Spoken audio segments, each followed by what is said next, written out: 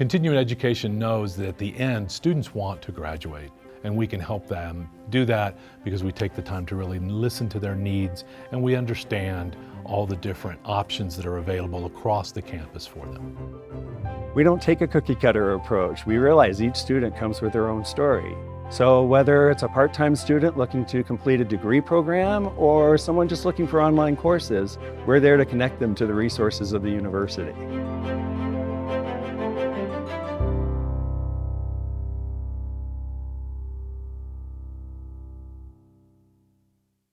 Good morning, everyone. I'm Beverly Kingston, and I direct the Center for the Study and Prevention of Violence at the University of Colorado Boulder, so here. And our center has been around for 32 years. It was started in 1992 by Dr. Del Elliott, who's a renowned criminologist, and he was also my mentor during graduate school. And our center was founded to bridge the gap between research and practice to ensure that the very best things that we were learning about violence prevention could get in the hands of those who needed those most. But what I also say these days is that we also are trying to bridge the gap between practice and research. So we want to work both directions, and we learn so much from practice what we should be focusing on in our research. And I want to say just a couple things before we get started. We hear often in all these years from survivors of violence that what they wish for most is that their crimes could have been prevented. And you probably both hear that often as well. And the great news is that they can, that we do know so much from research about what works to prevent violence. And that's what we're here to focus on today. So for recording purposes, today is Friday, April 12th. It's 10:30 a.m., and this is panel number 18035, titled Violence is Never the Answer, Addressing the Rise of Physical and Virtual Violence. And before we get started, the University of Colorado Boulder, Colorado's flagship university, honors and recognizes the many contributions of indigenous peoples in our state. CU Boulder acknowledges that it is located on the traditional territories and ancestral homelands of the Cheyenne, Arapaho, and Ute, and many other Native American nations. Their forced removal from these territories has caused devastating and lasting impacts.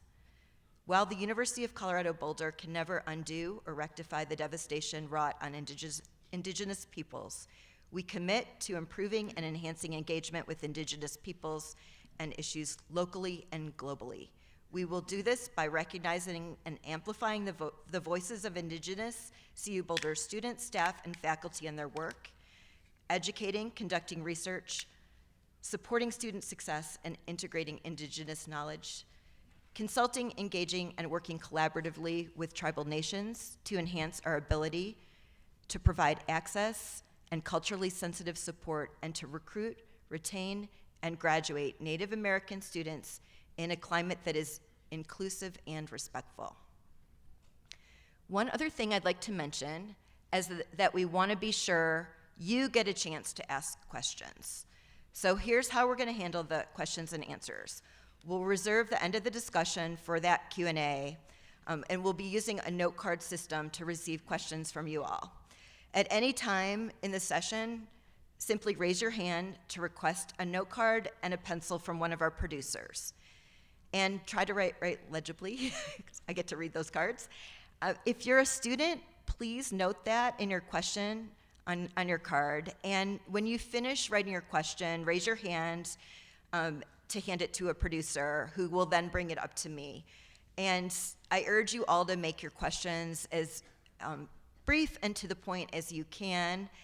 And you can do this throughout the presentation, so you don't have to wait till any Q&A part. So at any time you get a question, just write it down. Okay, and now I'm so excited to do a brief introduction of each panelist. And I'm gonna do brief introductions, but you can read their extensive bios on the CWA website. Okay, so Heidi Basch-Harod is the Executive Director of Women's Voices Now. Women's Voices Now is a nonprofit in Los Angeles that uses film to drive social change to advance girls' and women's rights globally. In 2021, she received a Daytime Emmy as a producer of the Girls' Voices Now series. She also teaches about anti-Semitism, other forms of hate, racism, and bigotry, and the power of film to make social change. So she gave me a fun fact, and I think this is fun. Actually, it is mostly really fun. She has 3 children under the age of 10. Yeah, I know it's fun and hard. And then Asia Eaton, our second panelist, is a feminist social psychologist and professor in psychology at Florida International University.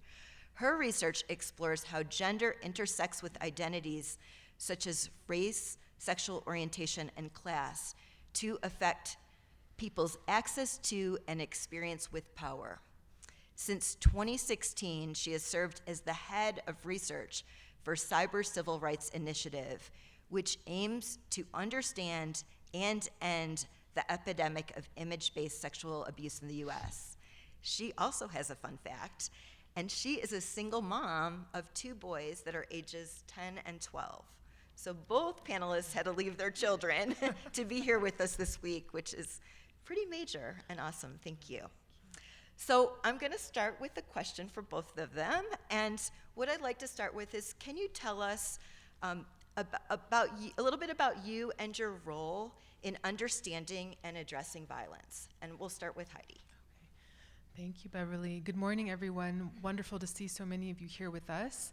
So unlike Beverly and unlike Asia, I'm not in the research realm and academic realm. I'm more in the street realm, if you will. So for the past 12 years, I have watched maybe almost 1,000 films submitted by filmmakers from all over the world who are using their blood, sweat, and tears and talents to make documentary films about women's and girls' rights, abuses, struggles, and triumphs. And what I've seen over the past 12 years is there's a shift. And this year in our film festival that we're having right now, actually, the theme is the unintended consequences of our progress. So what that meant to me when coming up with that theme by watching the films from this year's selection is that, and I'm not a statistics person, I'll tell you that, but I try to memorize the big ones to talk about these things, but I'm not sharing those with you. But what I see is that there has been so much work done to address women's rights, the status of women. Laws have changed, access to education, political representation, economic opportunities, all of these things have changed. Women are in a much better place than they were decades ago. The work has paid off. Of course, there's so much more to do, and there is some backsliding right now. But the thing that never changes, and then of course increased during the pandemic, is violence against women. So it used to be 1 in 4 women globally will experience intimate partner violence in their lifetime. Now in the United States, it's 1 in 3. The global one is still at 1 in 4. So it's frustrating and discouraging that while we believe we're making so many advances in all of the the things you can see, feel, and touch, when it comes to how a woman is, the quality of this and the safety of her life, that we're not making much progress there. And I firmly believe that you cannot make change only from the top down. It has to come from the bottom up. And we're talking about violence for whatever reason, and I'm reading lots of books on this. In every society, in every culture throughout the world, violence against women is a thing. And it is like the mysterious problem that we can't seem to really crack or solve. There are ways of doing this. So in my work, I believe very strongly, and it is not supported enough, that it's really about changing culture. And the way to change the culture of violence is to spark someone's empathetic reaction to someone else's suffering. And film is this incredible cultural influencer to try to get us to do that. So in communities where they are committing to changing cycles of violence, and they are literally absorbing content that shows the harms of violence and seeing themselves in that's when the shift starts to happen. But it's not happening at a broad enough scale.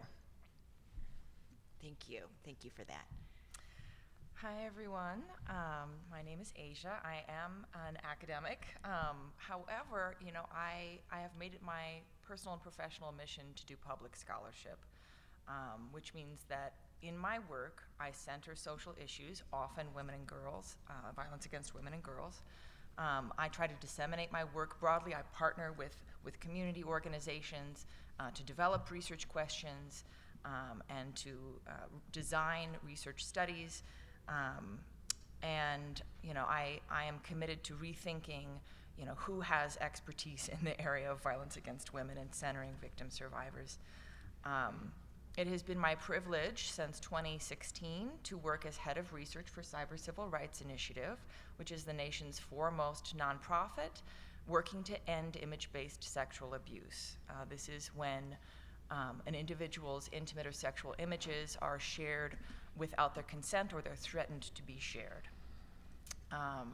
But I have done research on various forms of technology-facilitated sexual violence, most of which is perpetrated against women and girls. And we were talking just before the panel about solutions, which we do have.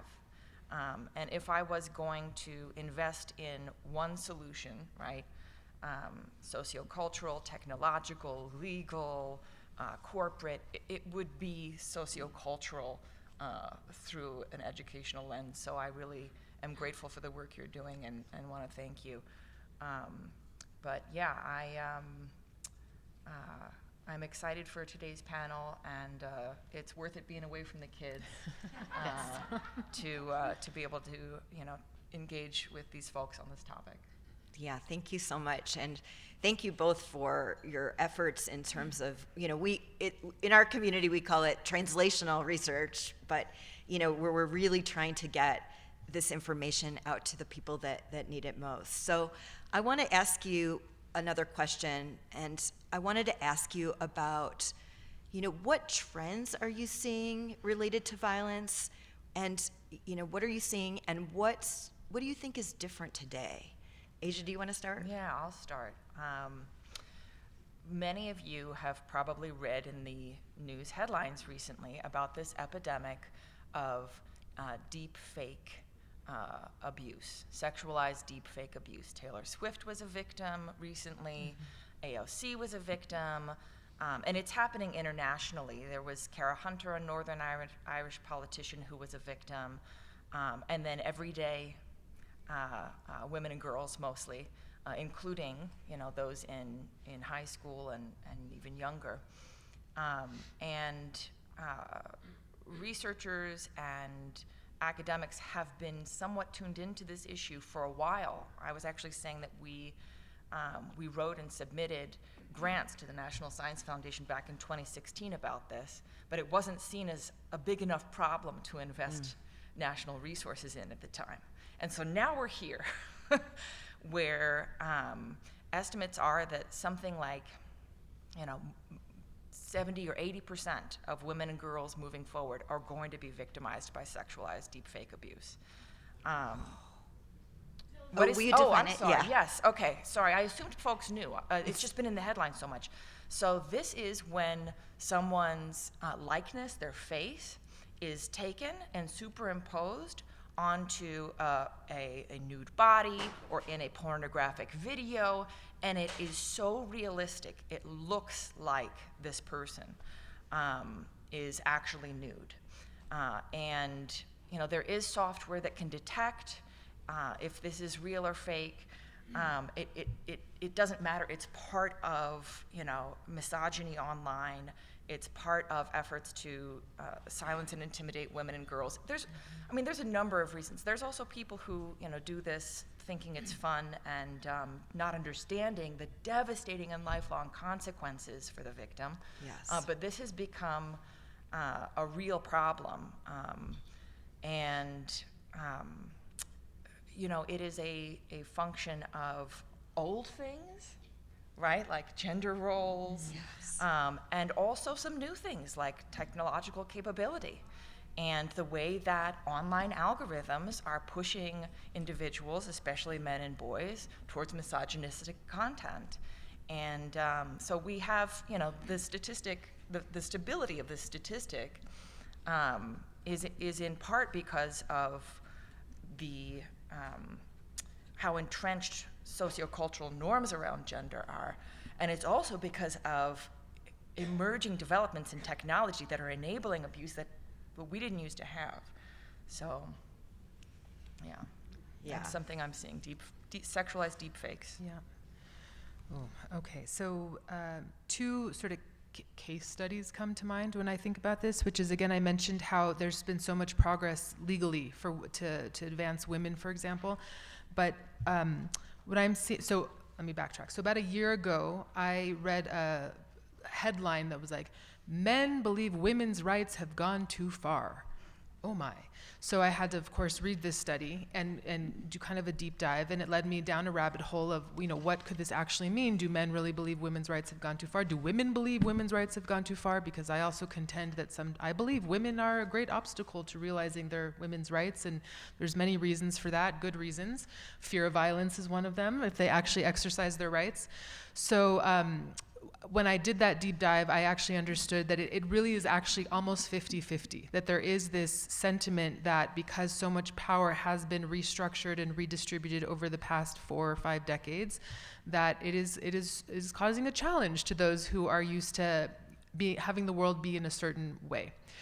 But that doesn't mean that men don't want to see women advance, of course not, and that actually, when you go even deeper into the questioning of men's feelings towards this, it's more about, I actually don't know how to support promoting women's rights. There isn't a mechanism in my society. It's not culturally acceptable to show up as a women's rights advocate. So I don't even know how to insert myself in this battle.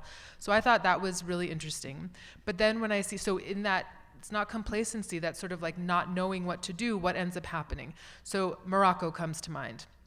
Not so many years ago, a law was put in place in Morocco to update the family law, forbidding the forced marriage of a girl to her rapist, right? Especially underage girls. So if a man rapes a woman, it used to be in Moroccan family law that she would be obligated to marry her rapist. Okay. There was a young woman who self-immolated. That started a whole countrywide protest, and so something actually came of that. But then what happened, because in Morocco there is not a separation, there's a very strong fusing of religion and state, there were loopholes being found, right? That this is against Islam, that we're going to go to our imam, and he's going to say that you can't do this. And so slowly but surely the law is being whittled away in practice. And because it's such a big country and women are not all literate and they don't have access to this information and they don't have access to the NGOs helping to implement these laws, they are being forced into marriage with their rapists. And then when I think about here in the United States and the overturning of Roe v. Wade, I don't think I'm making this up. I'm pretty sure I read an article last year that you could put a bounty in Texas on people who were going to perform abortions. That is violent. I mean, that's the answer. So the law, you respond with violence. So I just see that the pushback against women's rights is a violent one, and it's finding loopholes even though we think we've got the plan, we have the way forward. Yeah, thank you for both of those. And I will say I had not heard of the deep fake. And we work in violence prevention. Did I say that right? Deep fake nudes. And and I mean, and I just read the article in the New York Times that it's an epidemic, and this is something that we see over and over again, that we don't focus on prevention until things are an epidemic, and even then we don't often focus on prevention. Okay, so I've got some questions from our audience. This question came from a student, and it says, the decision not to prosecute violence or investigate cases has been linked to the lack of, I think this may be, it's rigor maybe, of the victim. So I think it's a lack of, I don't know, maybe the case of the victim, or whoever asked it could clarify if I'm not getting it right. But how can we combat this sentiment? I'm not 100% sure I understand. Right. Yeah, one more time? Yeah. Okay, the decision not to prosecute violence or investigate cases has been, I think that what this is trying to say is, because this word is lack of righteousness? Righteousness? Yeah, I'm trying to guess, but what I'm getting a sense is that it's a question around kind of a blaming the victim. Yep. So could you answer it from kind of that end where, or the victim maybe doesn't have a good enough case, or when there's decisions not to prosecute in some of these cases, can you talk about some of that from what you've seen? Yeah. And how can we address it? Yeah. So this is a huge issue, victim blaming, especially as regards violence against women, and especially as regards sexual violence against women and girls. So I do a lot of expert witness work where I testify on behalf of victim survivors of image-based sexual abuse about the intense and long-lasting harms that this can cause individuals. They experience loss of employment. They have to leave the virtual world, which is where essentially everything is happening today. So they are forced out of society. They have PTSD from fear of their images recurring. They have family members see these images. Their children see these images. They have, existential dread about, has anyone in this audience seen my images? And then as a result of this, there's consequences like depression, anxiety, economic instability. I could go on, but it is not clear how bad this is to judges and juries. And so they have to bring me in to say, like, no, we've done the research with victim survivors. This is life-altering, and unlike other crimes, this continues to happen. The images keep being spread, and the violence keeps recurring. And the reason I bring this up is frequently I have heard judges or lawyers say things like, well, this is really their own fault. They should never have sent these images in the first place. And there's so much behind that. There's so much to unpack behind that. But at the bare minimum, it is failure to appreciate, women's sexuality, and it is control over women's sexuality and sexual pleasure, because 77% of U.S. adults sext, 77%, and it's not all young people.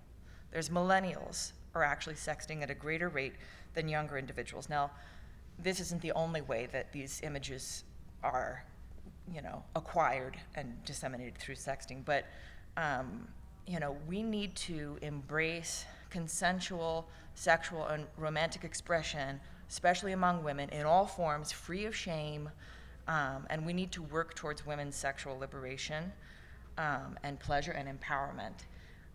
We have still a really puritanical view of sexuality in this country, and it's very controlling of women's decisions and choices, very shaming, and it goes back to our ideas about gender roles and what is appropriate and normative for men and women in the sexual sphere. And we have to address this in order to get to not blaming victims and looking at victims' conduct as the cause of someone perpetrating violence against them.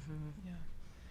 So I want to respond to that question. I actually have another question, which might be for you, Beverly, which is, so with victim blaming, like, what is it about the unwillingness to do that work to prosecute? Like, what? Because ultimately we're human beings, and like you're saying, like a judge makes that decision. So that's someone's, lived personal experience coming into their deliberations on how to handle this. And it's almost like they suddenly don't know how to be clinical and legal about it. Like, it's their own projections, their own stuff that's going to make, because a crime is committed, someone is suffering, we have laws to address the damages, right? But when it comes to, sexual-based violence, it just doesn't come through. Whereas this situation in Michigan, where the parents of the boy who did killed all those people with the mass shooting, that they're being held accountable for his murders, right? So that worked, that happened. I mean, it's not exactly the same thing, but again, it's like, how do we respond to violence so that it doesn't happen again, to show like this was a crime, there are penalties, and it should discourage you from doing the thing again. So yeah, I think that's my question actually for Beverly. I wish I had the answer. I don't necessarily, but it made me think about, you know, are there laws that need to be strengthened? Are there, you know, and we'll throw this all to both of you as well. You know, are there specific laws that need to be strengthened? Is it policies? Is it the different decision makers who are in those positions? You know, depending on maybe their belief system. You know, what are those factors that are the barriers? But recognizing that they're there, and then how can we make it? You know, I just think about victim survivors coming forward and how traumatic and how brave it is and how traumatic. I've watched many films, you know, documentaries about these kinds of situations, and it's a lot of times they go through something horrendous. They've already been through something horrendous. They're trying to stop it from happening ever again, and then they have to go through something horrendous there. So how do we help that? How do we get them, you know, the individual supports, systemic supports that are needed? So I think it brings up a critical point that we all need to be thinking about, and not just thinking, but looking at what actions could be taken there. I mean, I can say there's, you know, the legal dimension to solving gender-based violence in and of itself has many components, right? You have like the legal, you have the educational, you have the sociocultural. There are many ways to address this. And just within legal, you need to strengthen existing laws. Often you need to create new laws. You have to enforce laws. You have to help law enforcement understand what the law enables them to do or doesn't. You have to help victim survivors facilitate their navigation of the legal system. Like, even just within that dimension, we have so much work to do. And I can tell you, as regards image-based sexual abuse, which is really the thing I know the most about, we do not have a federal law. It's currently left up to all the states. And all the states' laws are variable and patchy. And for some states, the victim has to have their name posted alongside their image in order to be able to prosecute. Other places, you have to be able to prove that the perpetrator did it with the intent to harm, which is a very high and unreasonable bar that we don't hold other crimes to. And so victims' ability to get recourse, even if they decide to enter this re-traumatizing legal system, varies depending on the state they're in. And you know, we have very few laws around deep fake sexualized abuse at all. And the reason we even have laws, let me make this very clear, is because 12 years ago or so, victim survivor Holly Jacobs found no ability. She had to change her name, by the way. That's how bad this is. That's not her birth name. She had no ability to seek recourse in the legal system. She sought out a law professor at University of Miami, and they created Cyber Civil Rights Initiative. At the time, there were 3 state laws. Now there's 47, and DC and 2 territories have a law. It is victim survivors who have led this whole thing, and are continuing to lead the push for a federal law. But, you know, we need help on multiple levels within the law.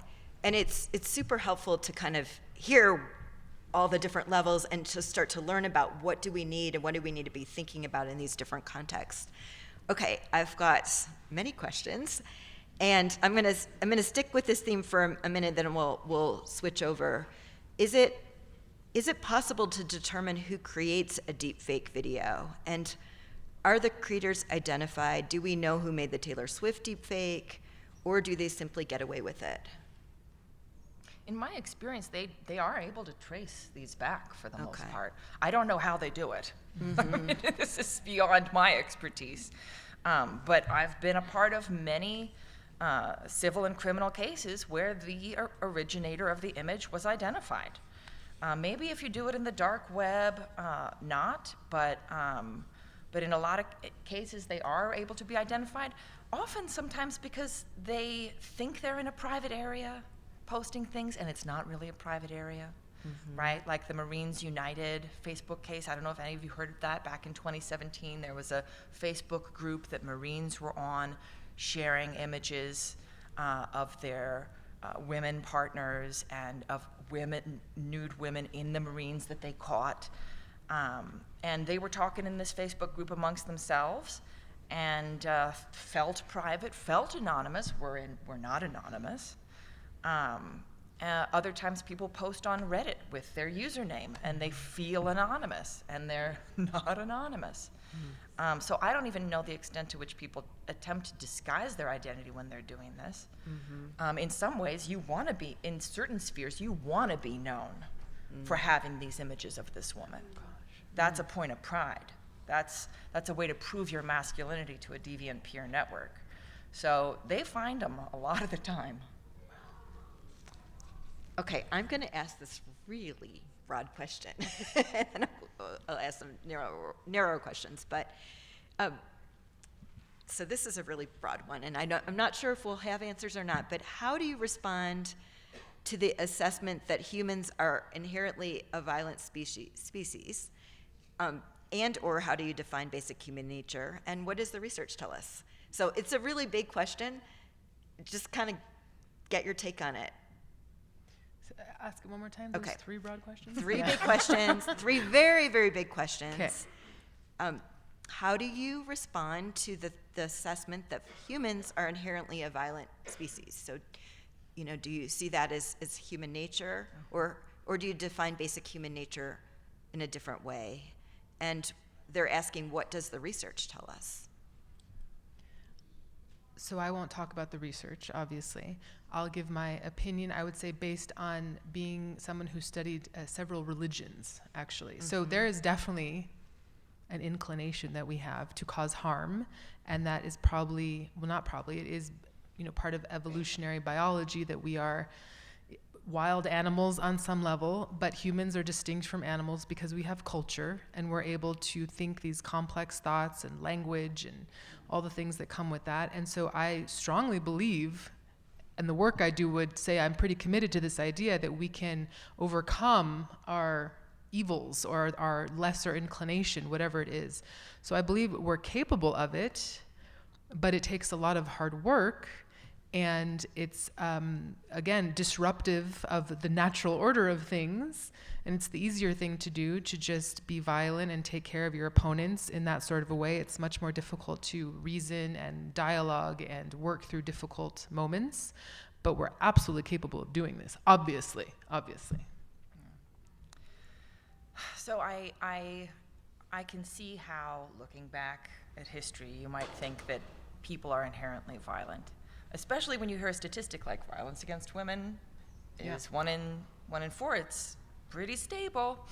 But I would argue, as a social psychologist, right, that our most fundamental basic need and instinct is to belong and actually to cooperate. That is the driving force behind much of our success. That we are unique from other species in our social dynamics, our ability to cooperate. We do compete too. I don't think violence is inevitable. I do not think violence is inevitable. I think cooperation is inevitable. I think grouping people so that there's an in-group and an out-group is potentially psychologically inevitable, but I don't think you have to assign negative characteristics to the out-group and see them as in competition with you. We do discern between people. We do differentiate between groups of people based on shared traits and characteristics, but that doesn't mean that the out-group is your enemy. We don't have to be doing that. If you look at our biology, we have, I don't know if you've heard of mirror neurons. When we see someone in pain, it activates our own pain system. We are empathetic creatures by design. And our ability to take care of and nurture each other is how we evolved as far as we are. So I firmly believe that I have hope. I have hope for us.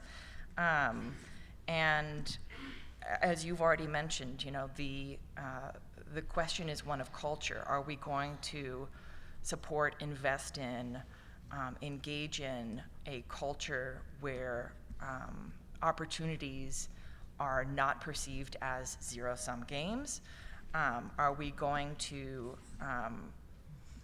invest in a culture where we cooperate, or are based on, you know, fear? So it's not pushing back, but I just want to say, and I agree that our basic need is to belong and to cooperate, but that I think is between out groups. Like within the in group, there is clearly this need to establish a hierarchy. And so I think that's why that, and obviously we don't have the answer for why that happens, and I think that's why that intimate partner violence statistic doesn't change, because there's something actually within the in group that there needs to be, this is how things are done, this is how we order ourselves so that we can survive with the other out groups. So I'm just curious about that. Yeah. Wow, this is getting good. Okay, so I'm a sociologist. That's what my training is, and I don't have necessarily the answers at all. You know, I wish I did, but I do. The way we look at this is we look at,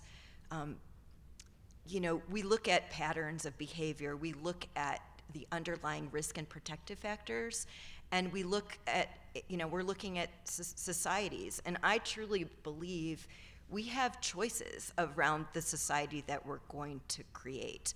So, some individuals could be, have some more risk at birth, for different kinds of qualities and characteristics. However, the social environment makes a huge difference. Huge. And so we can say, that there's, like I said, there's certain risk and protective factors. So for example, a young person, an elementary school age kiddo that is, exhibiting violent behaviors at that age, if there's not, interventions done, sometimes that kid will then continue on a pathway of violence. There's also, to get to the belonging and that connection, we know that young people that are around their teenage years, when they are not connected to pro-social society, when they don't feel like they belong, that's when those, what we call antisocial peers, start to really, they get connected. And then what happens in those situations is they learn about violence. There's many learned behaviors, and so if we can create different structures and processes where people can belong, I'm also thinking a lot about if there's a lot about are people's needs being met in our society, and that's throughout the life course. And when those needs aren't being met, those needs need to have power and agency over your life. If that's not met in a pro-social way, there can be antisocial outlets there as well. So, okay, this could be the whole day. Oh goodness, I got a lot here. So I'm going to go into this one. Would you also address racist and LGBTQ and LGBTQ plus and religious violence? So different type. This is really asking us to look at. We've talked a lot about gender, some of the other forms of violence and how those are showing up. I'll answer that briefly with a film that I watched recently called Kenya, which is a documentary about a transgender woman in Mexico City who is a street worker, a sex worker.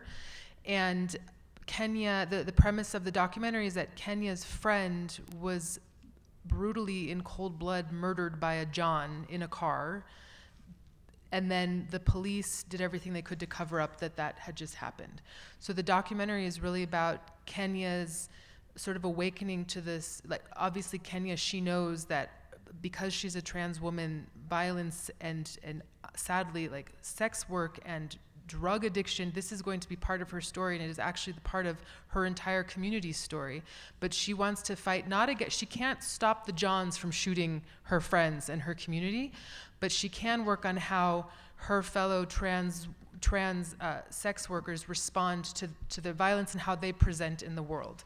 And so it's all about, first of all, showing the types of violence, showing the struggles that trans women are facing in places like Mexico, but I think that mirrors throughout the world. And then really the process of, I would have to say, like, not succumbing to the hatred. It was really interesting, like sort of knowing that you live in a world that is stacked against you and is going to take a really long time, if ever, to accept you.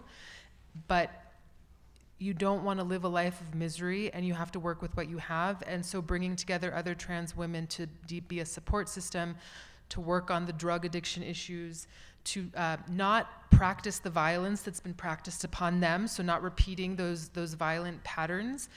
And then I also just thought it was so fascinating that the documentary is primarily trans women, but all of the people who are showing up to support this group of trans women sex workers who all come together in this collective are other women. And I just thought that was a really fascinating thing, that these are people who no one wants to see or accept, and they are, subjected to the worst kind of sexual and all forms of violence.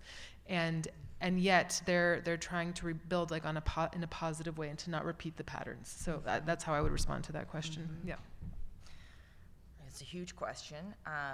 I will just briefly reflect on the fact that all of these forms of social oppression are interconnected. So, for example, I've done some research on discrimination against gay men at work.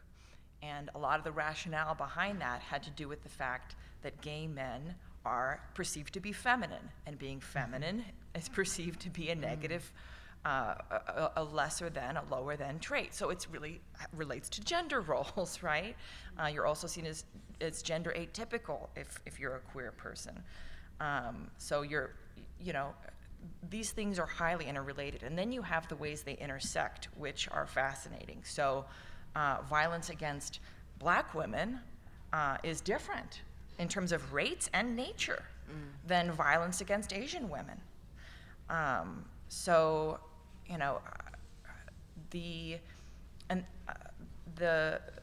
All of these things have to be considered in tandem in an intersectional way to understand how to protect and protect people from violence and its consequences, and prevent violence and its consequences. All of these things are critically important. Yeah.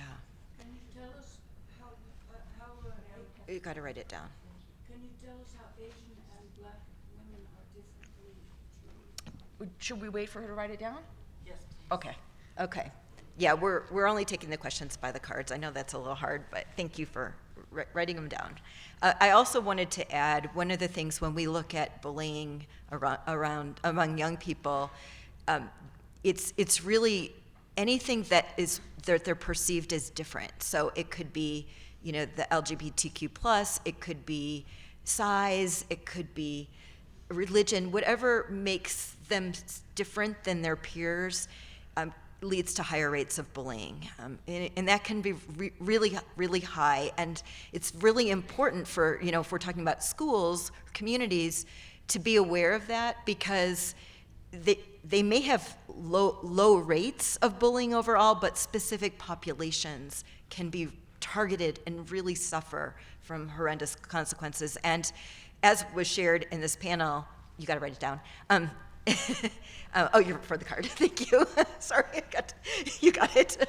And anyway, we need to watch. Really make sure that we're designing interventions for those different populations. Yeah, and the aspect of religion-based violence. So I've done some work on a documentary and research, actually, in grad school on honor-based violence. So honor-based violence, are we familiar? Should I give a brief definition? Yeah. Honor-based violence is prevalent in societies, mostly Muslim societies, but it didn't originate in Islam, where a woman's body and what she does or doesn't do with it determines the honor of the family. So if a woman marries someone without permission, it wasn't arranged, or if a woman has a boyfriend, if a woman is perceived to have behaved in a way to violate the honor code of the community, she will be killed, usually by a brother, a father, a cousin. There will be a they'll call it a suicide, but it's a forced suicide. And there's so much work being done in these communities to address, so Turkey, Morocco, Israel, those are some of the 3 countries that come to mind where a lot of work against honor-based violence has really taken a lot, has come a long way. But it's never just about the laws. It's never just about the laws. It's about getting the community to sign on, right? Getting the religious leaders to say, no, this is actually wrong. This is a violation of our religion. The honor is not upon the woman. It's about the whole family's behavior.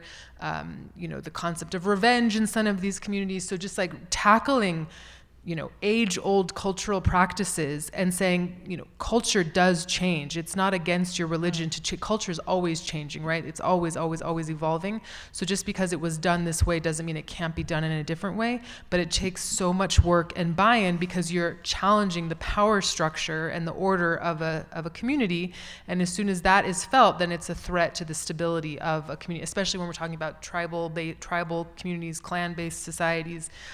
It causes a very traumatic response. So it's very frustrating, very slow moving work, but it is happening and it has to be done. Yeah, that's really hopeful. Okay, so this question is talking about the fictional dystopian novel and TV series The Handmaid's Tale, which depicts a stark, violent future for women in the United States. How far do you think we are from that becoming a reality? I think we live that reality. I think there's so much violence that isn't reported. I think, I hate to say it, but when I'm in spaces of all women and if we're watching a film or having a certain discussion and slowly, almost every woman in the room will share something she's experienced in her life, I think we're absolutely living it. There's just still so much shame, and it's so normalized we don't even realize unless we're talking about it. Oh, I did, someone did touch me inappropriately, or what did happen there, or like I was on a date and it didn't go the way I wanted it to, or, it's horrifying, and it's a real. So until people really grapple and come face to face with the prevalence of this violence, I think we're living it. I don't think I think that series and the film, the book are just a reflection of our reality. Sadly, I'm sorry. Yeah. It's true.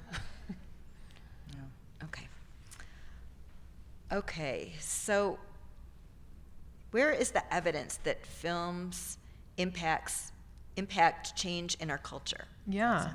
So first, I'll say that I don't have all the statistics memorized, obviously, but the Ford Foundation funded a huge project that was multinational, several countries. They chose a selection of films, long, feature, and short. It was Kenya, India, Guatemala. Those are the 3 countries that I remember. And they showed this series of films that were relevant to the communities in those places. And they traveled with it. And then they stayed in touch with the communities. So it was a community member who showed the film. They had questions for dialogue afterwards. And then they stayed with them for a year, 2 years, 3 years, and showed how rates of certain types of violence started to go down. That project only stopped because the funding ran out. When I connected with someone at ITVS they were carrying out this study, that was I'm like, this is working. What do you mean? Like for women's voices now, this is the best thing ever. And I'm like, well, the funding ran out. Okay, so it absolutely happens. I'll give you a concrete example though from my own work. So back in 2014, we had a film called Handful of Ashes from Iraqi Kurdistan, where a group of aid workers that were working in the Kurdish areas of Iraq during and after the war in Iraq to go help the Kurdish villages basically to rehabilitate and address their humanitarian needs. Again and again, women were coming up to them and telling about the complications from female genital mutilation. And so this group of Iraqi Kurdish humanitarian workers decided to make a short film showing the harm of female genital mutilation, how it was affecting marriages, how it was affecting women, how it was affecting children, and then also got an imam, very important, to come in and say this is actually not part of our religion, this is a cultural practice, we can change this, we don't have to continue this. They took this film and they screened it in several villages, with a generator and on a blank wall somewhere, and again, had important, serious closed door conversations with the community, moving them through this process of yes, we can decide as a community to change this practice. Plus, they said, we will also build a well in your village so the water is accessible. So a little incentive that benefited everyone, plus an honest conversation about the harms this was doing. Sometimes it was the first time men heard from their women how badly it was affecting them. And then the men were able to say, yeah, and our sex life sucks. Like, they didn't use those words, but that was what they were saying in so many words. And then many of those villages they're very proud that they are 0 cases of FGM anymore in Iraqi Kurdistan. So that is a very specific case from this one film, plus the incentive of the will.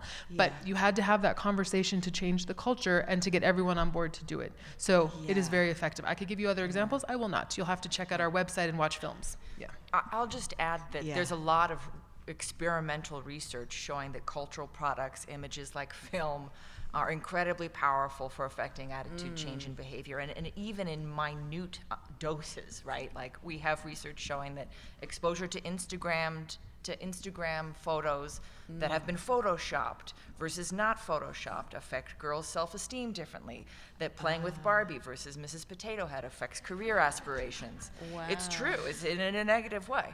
And this is like in the laboratory in tiny doses. So certainly, long-term, in-depth exposure and critical analysis of these kind of products is going to produce change. Yes. Yeah, here at CU Boulder, there's a project called Shakespeare and Violence Prevention that we've been doing since 2011.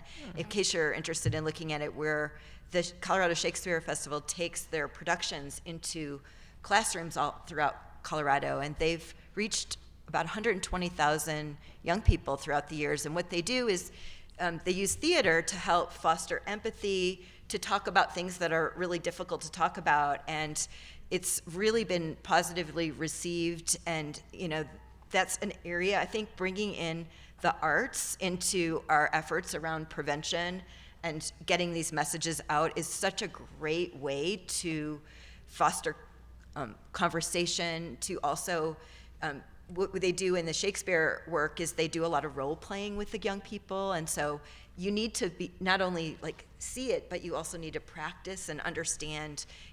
They focus a lot on how can you be an upstander, how can you make a difference, and those are some of the themes that I'm hearing from both of you. Okay, so this is another question. It kind of builds on almost what you some of the examples you just shared. What countries and or cultures have very little violence against women? None, absolutely none. Even, we always celebrate the Scandinavian countries. They're led by women, run by women. The quality of life is great. Everyone has a strong safety social net. That statistic holds true for them also. Did we not read The Girl with the Dragon Tattoo or whatever? That was very much based on sexual violence in what was it, Finland? I can't remember anymore. But none. We're all guilty. Yeah. There are definitely places that do a better job of supporting, treating victim survivors, right? Yes. So, I'll just say I spoke with the Ministry of Women and Family in South Korea. They did a whole conference on image-based sexual abuse. Wow. They have put a ton of resources into this problem. They have a national hotline that victim survivors can call that will actually help them take the images down. In Australia, they have really excellent laws against sexualized deep fake abuse. The UK is doing better than us. It's there are places that have good laws and do more to support victim survivors. But the cultural misogyny remains a global problem. Yes. Yeah. Yes. Because there's not a culture that's wanting to move those laws forward in certain places. Yeah. Exactly. But I love that there are some models, in places that are doing better, or you are seeing change in certain places. So a couple questions are, about when we're working with young people. If my teenager girl is deep faked, what should I do?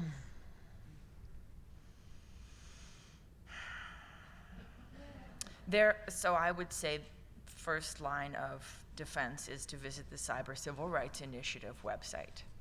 And there you can see what the deepfake law is in your state, if there is one, and mostly there's not. There is a hotline. They don't help you take the images down, but there's a hotline and they can hook you up with services. There are pro bono lawyers who will will support you. There are takedown services. So a lot of these you have to pay for that will locate the image and take it down for you when it pops up. But there's no way to remove that image permanently that I've seen. It's always gonna reappear. People, screenshot and save it to a folder, upload it again.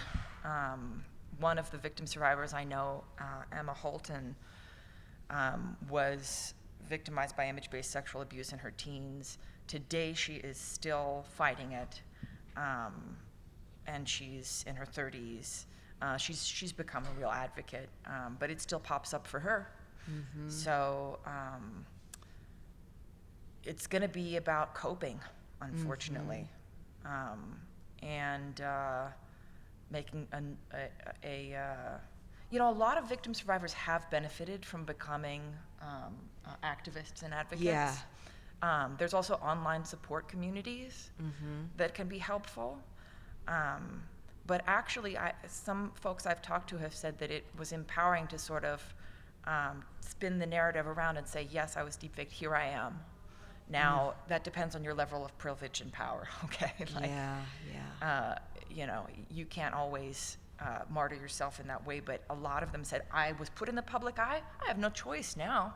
So I might as well get behind this cause and try to protect other potential victim survivors.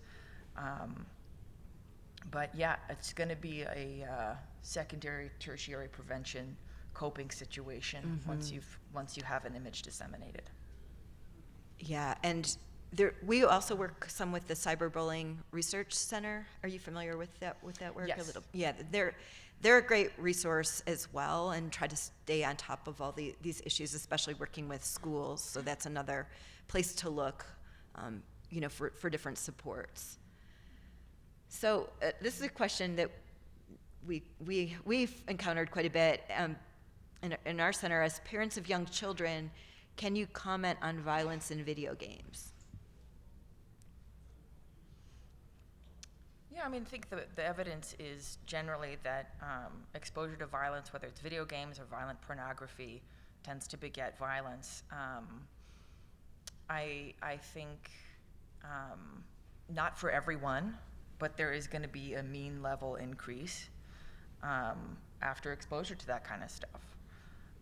It normalizes it. It also gives you creative ideas for how to perpetrate that you might not otherwise have thought of.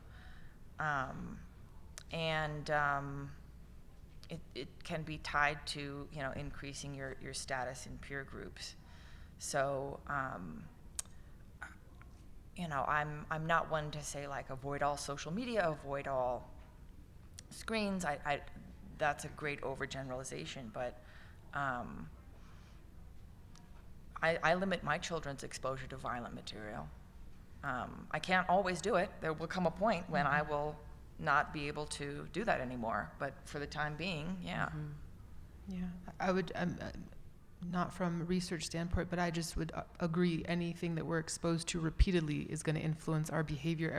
Anything we experience repeatedly, we're more likely to repeat, good and bad. Well, from what I'll kind of answer it from research. So as I talked about, there are different risk factors for violence. And when we've looked at separating out that exposure to media, or to video games, it's not, and I haven't looked at the latest research in it, but in the past, it's shown that it itself, it doesn't have a strong impact.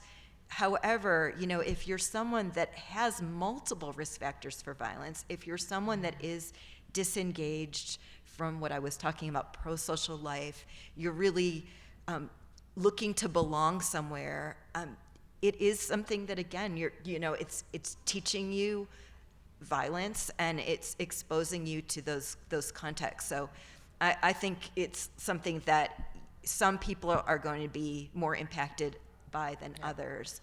And as we've shared, even thinking about how much money is spent on advertising in our society, the fact that that's happening and how much we know that people are researching that, and there's huge investment. So putting things out there in the culture, even though we've not teased out how it affects every single different area, matters. And so I think what we're putting out there really does matter. Yeah. Okay, so there's also a question on this idea that online abuse does not have borders. It's a global phenomena. How can this be addressed at a multinational level? Oh, that's such a great question, and we are not doing a good job right now. Even within the U.S., 10 minutes? Okay. Even in the U.S., it is unclear where the jurisdiction is for technology-facilitated sexual abuse. Is it in the state where it was perpetrated? Is it in the state where the victim survivor was at the time, or where they reside? It's actually kind of a mess, and it's like getting decided on a case-by-case basis right now. And then you have the issue that you can perpetrate a crime against someone in a whole nother nation, and then there's different laws around that kind of crime. So we definitely need to do more to collaborate. I just got back from a visit to Belgium, which was a function of a collaboration between the EU and the US to increase researchers' access to social media platform data. And the idea is we're going to start to collaborate around looking at risk factors and preventative factors for online violence using the data that these platforms collect, and looking at it multinationally. But we're just starting. So that is the issue for us to shine a light on and look forward to. To your knowledge, Asia, what sort of international body, if that caught on and it was more than the EU and US? The Trade and Technology Commission of the EU and US. Yeah, they just made some new laws around data access in the EU, and they've partnered with us. I'm not a politician. I don't understand the ins and outs, but And yeah.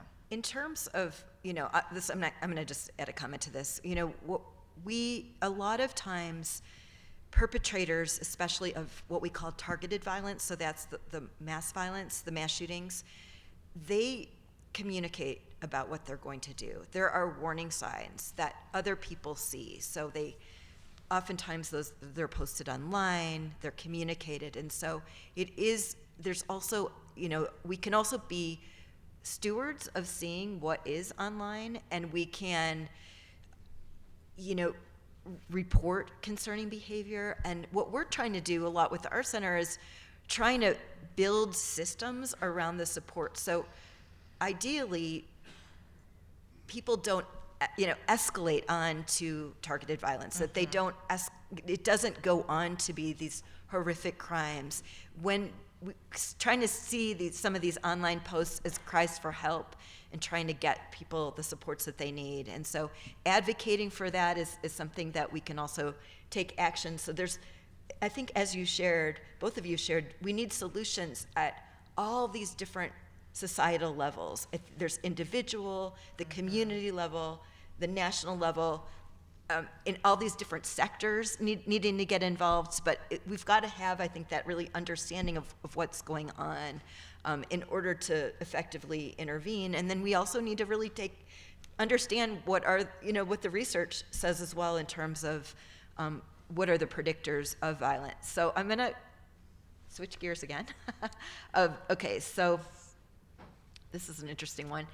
I'm guessing men may not flock to see documentaries regarding the subjects that are addressed.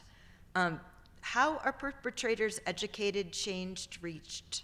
I am so glad that this question was asked, because I was thinking we're almost out of time, and if we get a last statement, I want to talk about this. So that's amazing. So Right on. It may feel very uncomfortable, but the majority of perpetrators of violence are men. It's just a fact. Let's just breathe on it and not get upset by it. It's just a fact. You have to deal with problems face on by acknowledging the issue. Back in December, I worked with a filmmaker to do a screening of her documentary called Behind the Rage, Why Men Abuse Women in the United States. And like you said, Asia, that the biggest proponents fighting against deep fake sexualized violence are the victims, the survivors. And it is mostly women doing this work of addressing violence against women. But if we're the victims or the survivors, the perpetrators are the ones who are going to be able to give us insight as to why this is happening. If we're not going to continue victim blaming, then the people who carry out the violence need to step forward and shed some light on why this is happening. So Behind the Rage, this very painful, difficult 99-minute documentary interviews several men who either abused their partners and their partners still stay with them. One man murdered his wife, spent 25 years in jail, was released from jail, and he's spending his life working with other men who are abusive and who are trying to break their cycle and trying just to get into the underlying root cause of why men abuse women. And inevitably, the stories of these men, of course, share that they were abused, and this is how they know to show love. They have a fear, 5 minutes? Thank you, Maddie. They have a fear of being abandoned. So, and then you put that on top of a culture in this country, all countries, where men, there's this idea of like masculinity. We all have a feminine and masculine within us. So it's not just about men having this, but we have that force to keep us stable and straightforward, which is our like turning off our emotions, not feeling vulnerable, just getting through the difficult situation. And in the masculine energy, that's a little more pronounced. And so to break down your trauma, what you've gone through in life, and to understand how that trauma actually did collect in your being, and now you're carrying out that same abuse that hurt you, but you're going to hurt others because that's how you know how to show love, and you're afraid of being abandoned because the people who were supposed to love you and cared for you, they stayed in the game with you, but it was violent. So it's a very powerful documentary to watch. So I firmly believe that it would be so amazing to see more men and young men step into this place with women, because as a women's rights activist of an organization founded by a man, it's the balance that we need. All boats need to rise here. It's not about women leaving men behind or vice versa. We need to come together to tackle these really challenging things that we face, violence against women being one of the most prevalent issues of the world, so that we can have a better world and just have more fun. Like, can we just have more fun and good times and talking about this? So I think, and it takes all of us to do this. It's not just women, it's not just men. We have to have a conversation like this about this, and then figure out, okay, how do we face our demons and turn them into angels, Yes. Beautiful, thank you. Did you want to comment in? I'll just say, yesterday I was on a different panel where there was a question about, how can men be allies, and I didn't take the opportunity to address it, but it's really good news, because all you have to do is believe women and start anywhere. Start anywhere. Start anywhere. Start in your house. Start at your school. Start at work. Right? You don't have to watch the films. You can do something else. Because it's everywhere. You get to start anywhere, and any little inroads matters. Right? We've been talking a little bit about like the inevitability of violence, and is there anywhere that has solutions? And sometimes I vacillate between feeling hopeless and then seeing all the good work that's being done. And in order to continue on this path, I try to look towards the good work that's being done. And there's Jackson Katz, there's men who are doing this work, and they are essential to ending violence against women. I actually belong to this group on Facebook that's called something like Men Can Stop Rape. Like, guess what? You can do it. Yeah. Right? Like, there's a lot of hope. Yeah. Oh, I'm really glad. We have 2 minutes left, so I have this. This is a tough question, but I think really important. Can you discuss the fear women have to stand up to domestic violence, and how much protection and rights the abuser has? So it's a tough one, but I think it's important to just say a few words about what women can do if they find themselves in a difficult situation like this. As someone who has tried to be supportive of friends and colleagues in those situations, the worst thing to do is to tell someone to get out of a bad situation. Yeah. And women have to believe themselves. They have to believe that they're deserving of a better life, of a better reality. They have to be willing to have the rug pulled out from under them, because quite often when you leave an abusive situation, it means you don't have a home, maybe you have to leave your job because you have to leave the place, maybe you have children and you have to figure out how to support and provide for them, and there are not enough resources for the amount of women who are going through this. So you have to go on your journey. You have to let your world fall apart around you and just believe that you're going to be able to rebuild it. Yeah. So, yeah, I know we're not giving that question enough time that it deserves, but thank you for asking it. And there are supports as well. Just to end, we have our last minute. Do you want to have any closing seconds? You would have anything? Yeah, Asia, go ahead. Oh, for anyone who has been victimized by violence, it's not your fault. It's not your fault. You didn't do anything wrong. Yeah. Agree.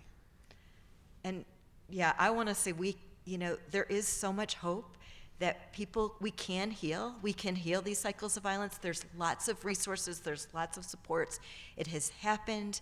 We can keep going forward. And, what I always say is that we can keep planting these seeds. And this team, these are seed planters. I think they're growing giant trees. So thank you so much, panelists, for your incredible work. It's been an honor to moderate this panel.